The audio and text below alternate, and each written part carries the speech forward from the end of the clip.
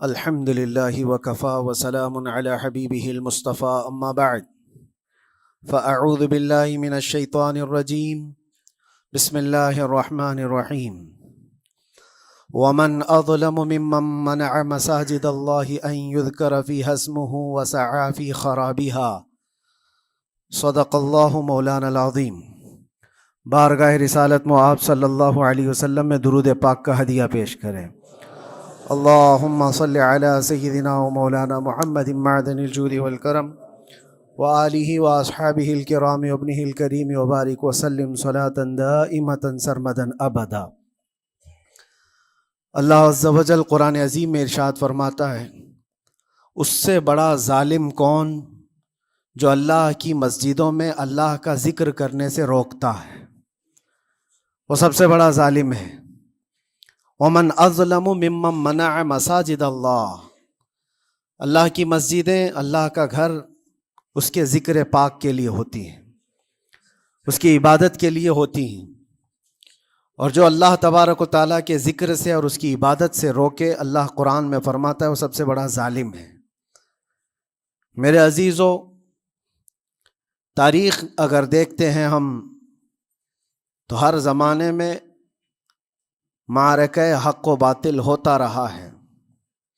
باطل طاقتیں ہمیشہ یہ چاہتی ہیں کہ اللہ کے ذکر کو روکیں، کیونکہ طاغوت شیطان جس کا ذکر قرآن میں ہے وہ ہمیشہ سے یہ چاہتا رہا ہے کہ اللہ کا ذکر کرنے والوں کو روک دیا جائے، کیونکہ اس نے اللہ تبارک و تعالیٰ سے یہ وعدہ کیا، چیلنج کیا تھا، لَأَقْعُدَنَّ لَهُمْ صِرَاطَكَ الْمُسْتَقِيمِ، اے رب میں تیرے سیدھے راستے پر بیٹھ جاؤں گا، ثُمَّ لَآتِيَنَّهُمْ مِنْ بَيْنِ أَيْدِيهِمْ وَمِنْ خَلْفِهِمْ وَعَنْ أَيْمَانِهِمْ وَشِمَائِلِهِمْ، اور میں اس سیدھے راستے پر جو بھی گزرے گا اس کو کبھی سامنے سے آ کر بہکاؤں گا، کبھی پیچھے سے آ کر بہکاؤں گا، کبھی دائیں سے کبھی بائیں سے۔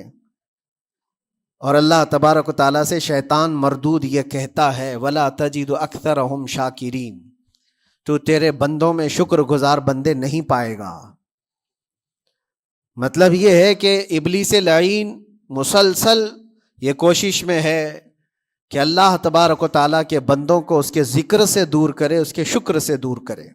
آج بھی وہ کیفیت ہم دیکھتے ہیں کہ سب سے زیادہ اللہ کے ذکر سے روکنے کے لیے جو شیطانی طاقتیں کوشش کر رہی ہیں، مگر میرے عزیزو یہ تمہارا امتحان ہے، تمہارا امتحان ایسا کہ کبھی یہ مت سمجھنا کہ تم خالی ہو، کیونکہ قرآن پاک اللہ تبارک و تعالیٰ 21ویں پارے میں فرماتا ہے، احسب الناس ان یترکوا ان یقولوا آمنا وهم لا یفتنون، کیا لوگ یہ گمان کر کے بیٹھے ہیں کہ وہ ایمان لے آئے تو ہم ان کو آزمائیں گے نہیں،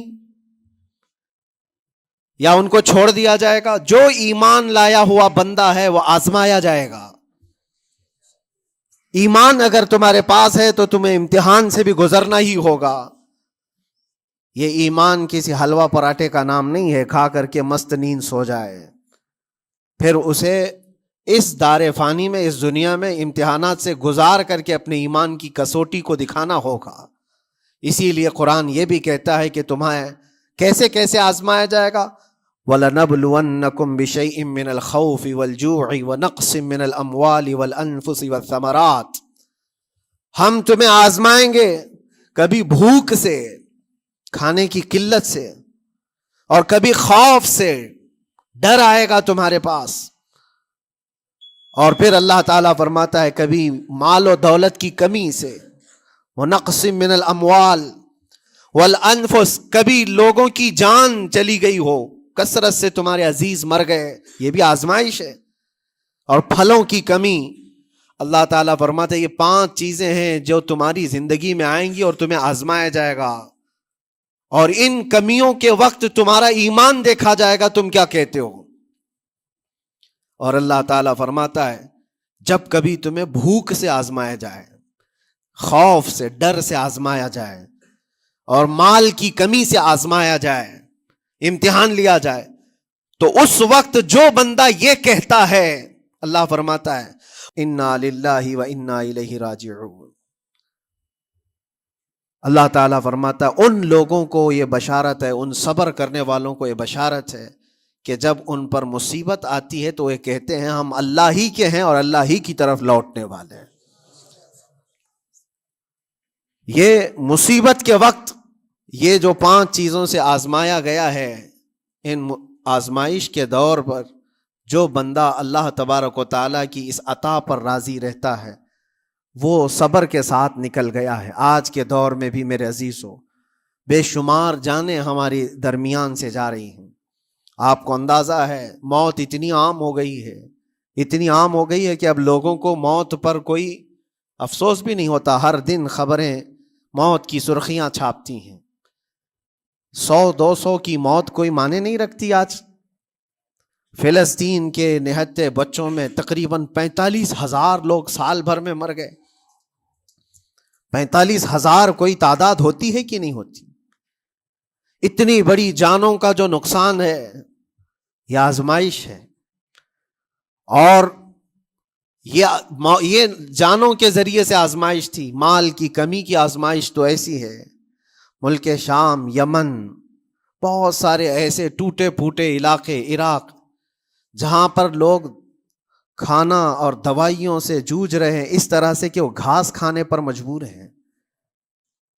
بہت سارے ایسے علاقے جہاں پر چھوٹے بچے پھینکے ہوئے کچرے میں سے دانے چن کر کے کھا لیا کرتے ہیں۔ وہ اپنے پیٹ کی اس آگ کو بجھانے کے لیے دانے دانے کے لیے ترس رہے ہیں۔ یہ بھوک کی آزمائش ہے، مال کی کمی کی آزمائش ہے، جانوں کی آزمائش ہے۔ عزیزان گرامی وقار، اور پھر خوف کے ذریعے سے جو آزمائش ہے وہ ہم دیکھ رہے ہیں آج۔ خوف ظالموں کے ذریعے سے تم پر مسلط کیا جائے گا۔ ہر آدمی ڈرا سہما ہوا، ہر آدمی اپنے اندر ایک ڈر لیے بیٹھا ہے کہ نکلوں گا تو کیا ہو جائے گا۔ ان سب کے درمیان اللہ کی بارگاہ میں سجدہ ریز ہونے کا نام ایمان ہے۔ سب حالات ہوں گے اس طرح سے، اور انہی حالات کے درمیان جو بندہ اپنا سر جھکاتا ہے مولا کریم کی بارگاہ میں وہ ایمان والا ہے۔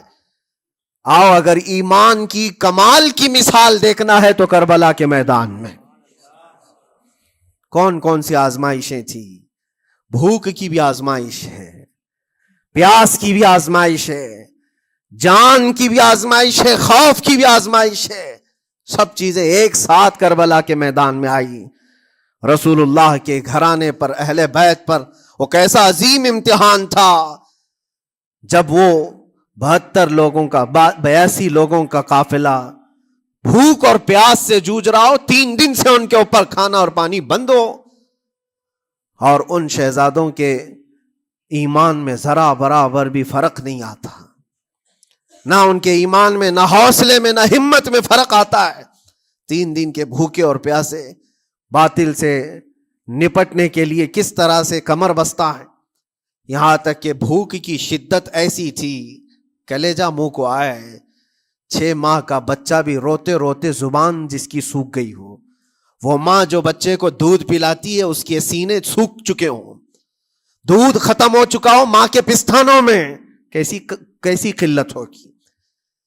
پانی کا ایک قطرہ ان کے گھر تک نہیں پہنچ پاتا، ماں اپنے بچے کو دودھ نہیں پلا سکتی تھی۔ اس سے زیادہ کیا آزمائش تھی؟ یہ بھوک اور پیاس کی آزمائش۔ پھر جانوں کی آزمائش تو ایسی، اللہ اکبر، 56 سال کی عمر کا وہ شہزادہ عالی وقار، سیدہ کائنات فاطمۃ الزہرا کا نور نظر، امام عالی مقام سید الشہداء امام حسین رضی اللہ تعالیٰ عنہ، جب میدان کربلا میں لاشوں کو اٹھاتے تھے، کتنی لاشیں اٹھائی، کبھی بیٹے کی، کبھی بھتیجے کی، کبھی بھانجے کی، کبھی بھائیوں کی، کبھی عزیزوں کی۔ میاں ہم اپنے گھر سے نکلنے والے ایک جنازے کو اٹھاتے ہیں تو 8 دن تک ہمارے اندر سے ہوش نکل جائے۔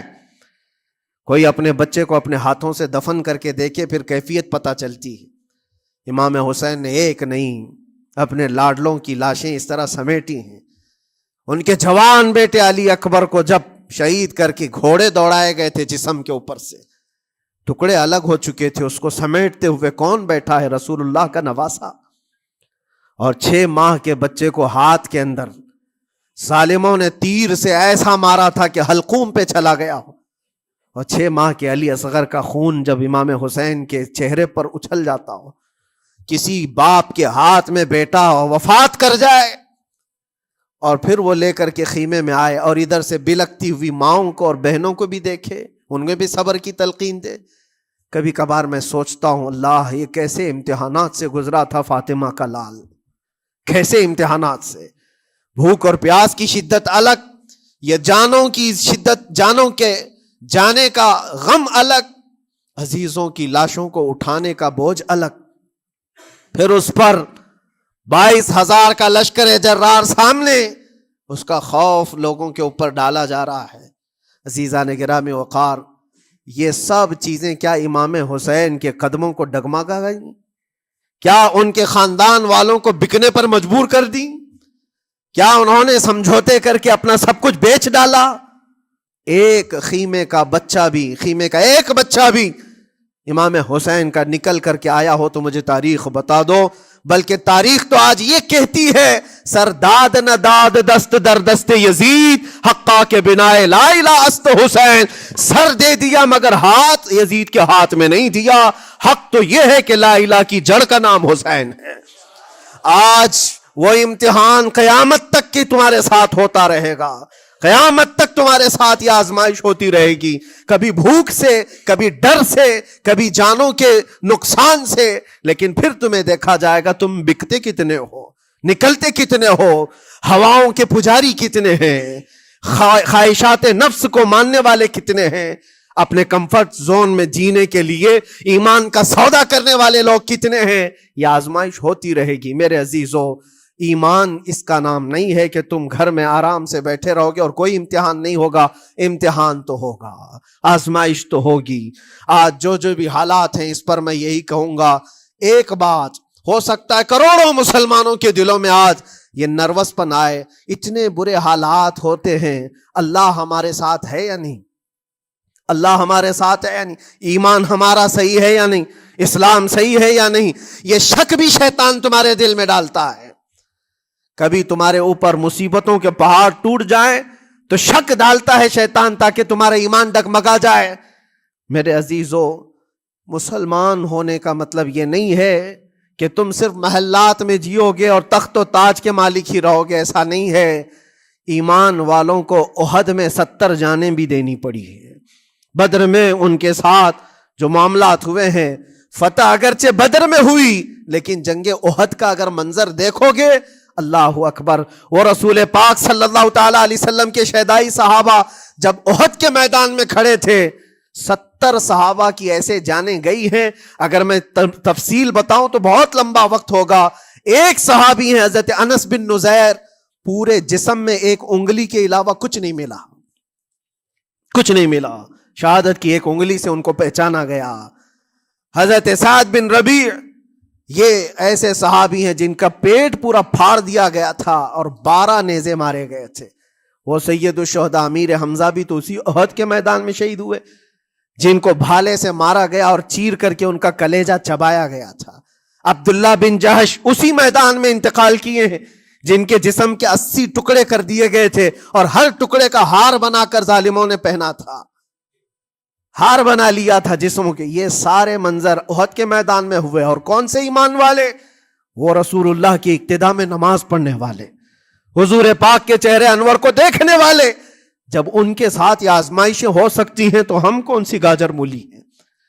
ہمارے ساتھ بھی آزمائشیں ہوں گی. جس کا جیسا ایمان ہوگا ویسا وہ امتحان بھی دے گا، اسی امتحان سے وہ گزارا جائے گا.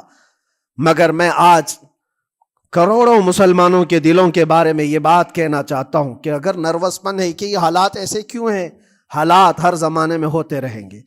ستیزہ کار رہا ہے ازل سے تا امروز، شرار ابو لہبی سے چراغ مصطفی. یہ ہماری تاریخ ہے، یہ تاریخ ہے میرے عزیزو. اللہ تعالیٰ قرآن میں فرماتا ہے تِلْكَ الْأَيَّامُ نُدَاوِلُهَا بَيْنَ النَّاسِ. یہ دن ہیں جو ہم لوگوں کے درمیان پلٹتے رہتے ہیں. کبھی تم بادشاہ بنو گے، کبھی فقیر بن جاؤ گے. اور آج جو تخت پر ہیں ہو سکتا ہے وہ کل ڈگر ڈگر گھوم رہے ہوں. آج جن کو طاقت کا نشہ ہے ہو سکتا ہے وہ بھیک مانگنے پر بھی مجبور ہو جائے. لیکن ایک بات یاد رکھنا، نروس پن اپنے دل میں آنے نہ پائے. ان حالات سے دیکھ کر کے گھبرا نہ جانا. ایمان تمہارا سچا ہے، اللہ کل بھی تمہارے ساتھ، آج بھی تمہارے ساتھ. بس تمہاری عبادت میں فرق آنے نہ پائے، تمہارے سجدوں میں کمی ہونے نہ پائے، تمہارے ایمان میں تزلزل آنے نہ پائے. اللہ ایک ہے تو ایک ہے، اللہ سچا ہے تو سچا ہے. میں نے اللہ کو نہیں دیکھا لیکن اللہ پر ایمان ضرور ہے. یہ یقین اور یہ عقیدہ تمہارا مضبوط رہے. ہاں ہمیں معلوم ہے، کچھ لوگ ہم سے پوچھتے بھی ہیں، اللہ تبارک و تعالیٰ پوری کائنات کا مالک، جس نے ہر چیز پیدا کیا اور اس کی عبادت کرنے والے ہو آپ، لیکن پھر اسی اللہ رب العزت کی یہ مسجدیں کیوں ڈھائی گئی؟ کیوں مسجدوں کو ختم کیا جا رہا ہے؟ اللہ کے ذکر کو روکنے کے لیے طاقتیں پوری مسجدوں کو ڈھانے کی کیوں بات کرتی ہیں؟ پھر اللہ کچھ کیوں نہیں فرماتا؟ میرے عزیزو، یہ کائنات ہے جس کو اللہ نے اسباب پر بنا کر بھیجا ہے اور تمہیں عمل کے لیے بھیجا گیا ہے. تمہارا عمل دیکھنا ہے، تم کتنے پابند ہو، تم کتنے اپنی حفاظت کرتے ہو، تمہارے ایمان کی، تمہاری عبادتوں کی، تمہاری مسجدوں کی.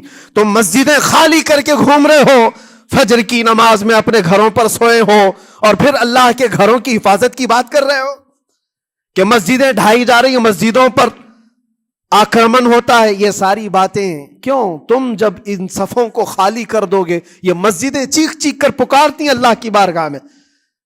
پل بھر میں بنا لی، شب بھر میں بنا لی مسجد تو ایمان کی حرارت والوں نے. من اپنا پرانا پاپی تھا، بچپن سے نمازی بن نہ سکے. مسجدیں بڑی بڑی شاندار بنا لینا اور اس کو آباد نہ کرنا، یہ بھی تو ظلم ہے. آپ ان مسجدوں کی حفاظت کی جو بات کر رہے ہیں، ان مسجدوں کی حفاظت صرف کمیٹیاں بنانے سے نہیں ہوتی، نمازوں سے ہوتی ہے، اس کے اندر تلاوت قرآن سے ہوتی ہے.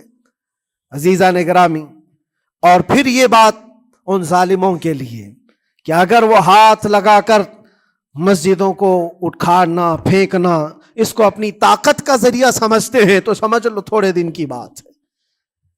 اگر اسی کا نام طاقت ہے کہ عبادت گاہوں کو مسمار کر کے طاقت کے تخت کو بٹھایا جائے، تو یاد رکھنا بڑھتے بڑھتے بڑھتے تمہارا نشہ کہیں تمہیں فرعون نہ بنا دے.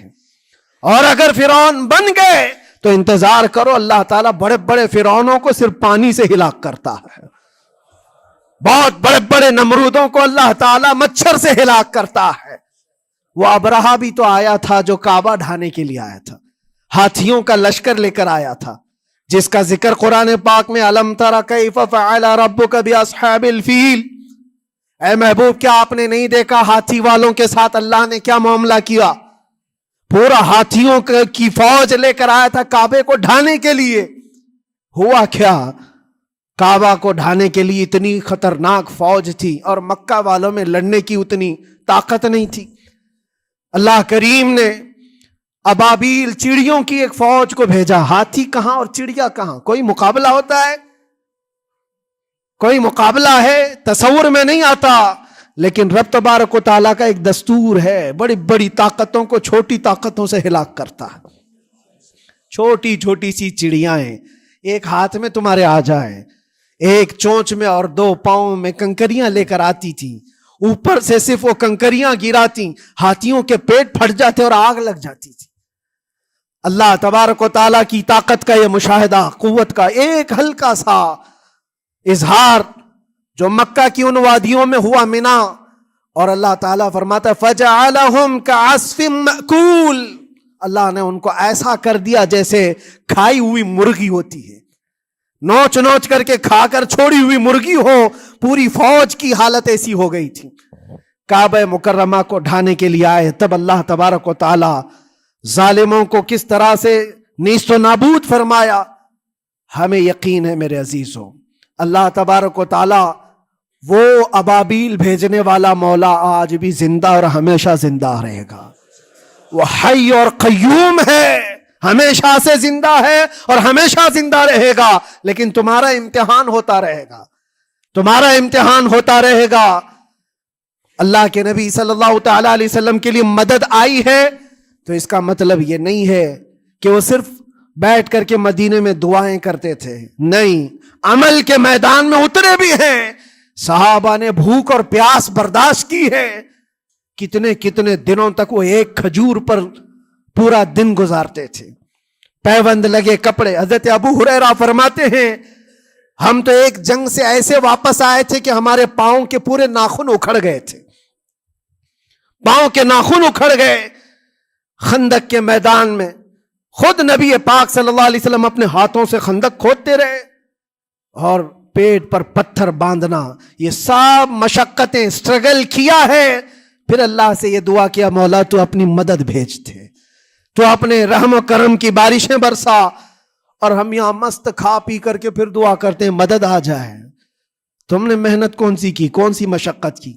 میرے عزیزو، اگر محنت و مشقت میدان میں اتر کر کرنے کا موقع نہیں ہے تو عبادتیں تو کرو اپنی پوری، اپنی نمازیں تو کمپلیٹ کر لو، اور اللہ کو راضی کرو۔ اپنے گناہوں سے اگر وہ غضبناک ہے تو توبہ کرو۔ اور جاتے جاتے یہ بات بھی میں عرض کروں گا کہ آج جن لوگوں کو ایسا لگتا ہے کہ یہ کھیل تماشا ہے، ایک بات یاد رکھنا، کسی مسجد کے ختم ہو جانے سے یا مومن کے کسی کے ہار جانے سے ایمان کبھی ہارتا نہیں ہے، ایمان ہمیشہ جیتتا ہے۔ تھوڑی دیر کی تکلیف تو مومن کو ہو سکتی ہے، لیکن اس کے ساتھ ایمان ہے تو ہمیشہ سر بلند ہے۔ اس سے بڑی کوئی کامیابی کیا ہے؟ ہم نے دیکھا ہے کربلا کی تاریخ میں جیتا کون ہے؟ دنیا کی نظر میں، اس وقت کی میڈیا کی نظر میں، اس وقت کے جو کتے ہوں گے ان کی نظر میں یزید جیتا ہوگا، لیکن قیامت تک ہر مومن کہتا ہے بادشاہ است حسین، بادشاہ است حسین۔ ایمان کی جیت ہمیشہ ہے، اگرچہ وہ ٹکڑوں میں بدل جائے، اگرچہ وہ 1000 ٹکڑوں میں ہو جائے۔ آج بھی پھریرا لہرا رہا ہے تو حسین اعظم کا لہرا رہا ہے۔ اسی لیے یاد رکھو، صرف تخت پہ چڑھ کر بیٹھنے کا نام جیت نہیں ہے۔ ابھی الیکشن بھی گزرا، کچھ لوگ نروس ہوں گے کہ ہم ہار گئے۔ اگر وہ ایمان والے ہیں، سچے ایمان والے ہیں، تو انہیں یاد رکھنا چاہیے جیت اور ہار صرف تخت حاصل کرنے کا نام نہیں ہے، دلوں پر حکومت کرنے کا نام جیت ہے۔ اور آج 800 سال گزر گئے، ہند الولی سلطان الاولیاء غریب نواز کی حکومت ہم سب پر قائم ہے۔ کس بات کی حکومت ہے یہ دلوں کی حکومت ہے۔ اور وہاں جو ہاتھ لگانے کی کوشش کر رہا ہے وہ اپنے ہاتھوں کو بچا لے، آگ تمہارا انتظار کر رہی ہے، آگ تمہارا انتظار کر رہی ہے۔ اس لیے کہ اللہ فرماتا من عادی لی ولیا فقد آذنتہ بالحرب، جس نے میرے ولی سے دشمنی کی میں اس کو اپنے ساتھ جنگ کا اعلان کرتا ہوں۔ آؤ رب تعالیٰ سے جنگ کرنے کے لیے تیار ہو؟ اللہ کے ولی سے مقابلہ کرنا چاہتے ہو؟ اللہ کے ولی کو چھونا چاہتے ہو؟ رب تعالیٰ فرماتا ہے جو اللہ کے ولی سے دشمنی کرتا ہے اسے میں اپنے ساتھ جنگ کا اعلان کرتا ہوں۔ ہے کسی کی ہمت و طاقت اللہ سے جنگ کرنے کی؟ تو جو یہ چاہتے ہیں کیڑے مکڑوں کی موت مرو گے، اس سے بھی خطرناک ذلیل ہو کر مر جاؤ گے۔ اجمیر معلیٰ یہ صرف اور صرف ایک دھرتی کا نام نہیں ہے، اللہ کے ولی کی آباد کی ہوئی مقدس زمین ہے۔ اور ہم سنیوں کی آستھا ایسے ہے، امام اہل سنت فاضل بریلوی اعلیٰ حضرت فرماتے ہیں دنیا بھر میں جہاں دعائیں قبول ہوتی ہیں ان جگہوں میں سے ایک جگہ کا نام اجمیر معلیٰ ہے، جہاں اللہ تعالیٰ دعائیں قبول فرماتا ہے۔ ہم اپنی آستھا ہی نہیں رکھتے میرے عزیزو، اپنی جان بھی حاضر ہے غریب نواز کے قدموں کے لیے۔ اس لیے میں کہنا چاہتا ہوں سرکار غریب نواز رضی اللہ تعالیٰ عنہ کے رکشک، یہ لوگ اگر یہ سمجھتے ہیں کہ مسلمان بکھر گئے ہیں، ٹوٹے ہیں، بکھرے ہیں، ان کے پاس کوئی طاقت نہیں، کوئی سیاست نہیں، اور ہم جس کو چاہیں آکرمن کر کے ختم کر دیں، ہو سکتا ہے ہم سب کو مار ڈالو تمہاری طاقت کے ذریعے، لیکن وہ غریب نواز ہے۔ اپنے باپ داداؤں کی تاریخ یاد رکھنا، پوچھنا، جو غریب نواز کو اٹھانے کی کوشش کیا اٹھ گئے ہیں، اور وہ دھرتی پہ آج بھی آباد ہے۔ انشاءاللہ قیامت تک اجمیر معلیٰ چمکتا رہے گا۔ سرکار غریب نواز رضی اللہ تعالیٰ عنہ کے آستانے سے جو فیض بٹتا ہے اپنے اور غیر سب وہاں سے فائدہ اٹھاتے ہیں، سب لوگوں کو برابر فائدہ اٹھایا جاتا ہے۔ اسی لیے میرے عزیزو، یہ آزمائشوں کے دور میں میری صرف ایک ہی گزارش ہے، اپنا ایمان مضبوط کرو، اپنا ایمان مضبوط کرو۔ جیسی بھی مصیبتیں آئیں، طاقتیں آئیں، تمہارا سجدے سے سر دور نہ ہونے پائے، اللہ سے غفلت ہونے نہ پائے، تمہارے ذکر و اذکار میں کمی ہونے نہ پائے، مسجدوں سے دور بھاگنے کی کوشش نہ کرو، واپس آ جاؤ، اللہ کی رحمت قریب ہے۔ قرآن میں اللہ فرماتا ہے الا ان نصر اللہ قریب، آگاہ ہو جاؤ، بے شک اللہ کی مدد بہت قریب ہے۔ وآخر دعوانا الحمدللہ رب العالمین۔ السلام۔